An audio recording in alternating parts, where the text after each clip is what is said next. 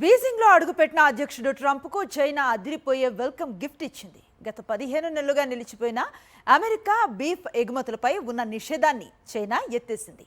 వందలాది స్లాటర్ హౌస్లకు మళ్లీ లైసెన్సులు మంజూరు చేస్తూ కీలక నిర్ణయం తీసుకుంది. అయితే ఈ ఆనందం ఎంతోసేపు నిలవలేదు. చర్చలు మొదలైన కాసేపటికే తైవాన్ అంశంపై జిన్పింగ్ అత్యంత కఠినమైన హెచ్చరికను చేశారు.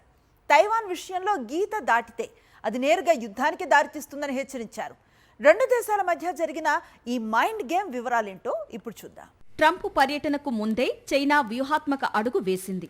2025 మార్చిలో రద్దు చేసిన అమెరికన్ బీఫ్ ఎగుమతుల లైసెన్సులను పునరుద్ధరించింది. సుమారు 300కు పైగా అమెరికన్ స్లాటర్ హౌస్లకు మళ్లీ చైనా మార్కెట్లోకి ప్రవేశించే అవకాశం లభించింది. మౌంటానా సెనేటర్ స్టీవ్ డైన్స్ నేతృత్వంలోని బృందం చేసిన చర్చలు ఫలించడంతో అమెరికన్ రైతులకు భారీ ఊరట లభించింది. అయితే వ్యాపారం వేరు, రాజకీయం వేరని జిన్పింగ్ మరోసారి స్పష్టం చేశారు.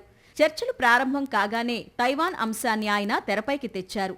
అమెరికా తైవాన్కు చేస్తున్న $14 బిలియన్ ఆయుధ విక్రయాలపై చైనా తీవ్ర ఆగ్రహంగా ఉంది. ఈ విషయంలో అమెరికా మొండిగా వ్యవహరిస్తే రెండు దేశాల మధ్య ఘర్షణ తప్పదని, అది అత్యంత ప్రమాదకరమైన పరిస్థితికి దారితీస్తుందని జిన్పింగ్ నేరుగా ట్రంప్నే హెచ్చరించారు. గత 100 ఏళ్లలో ప్రపంచం చూడని మార్పులు ఇప్పుడు జరుగుతున్నాయని, అమెరికా ఇకపై తన ఇష్టారాజ్యంగా వ్యవహరించలేదని జిన్పింగ్ పరోక్షంగా గుర్తు చేశారు.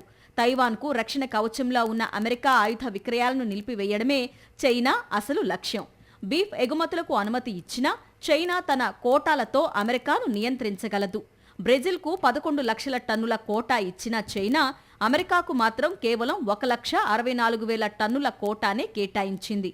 దీన్ని బట్టి అమెరికాను లొంగదీసుకోవడానికి చైనా తన మార్కెట్ను ఒక రాజకీయ ఆయుధంగా వాడుకుంటోందని స్పష్టమవుతోంది.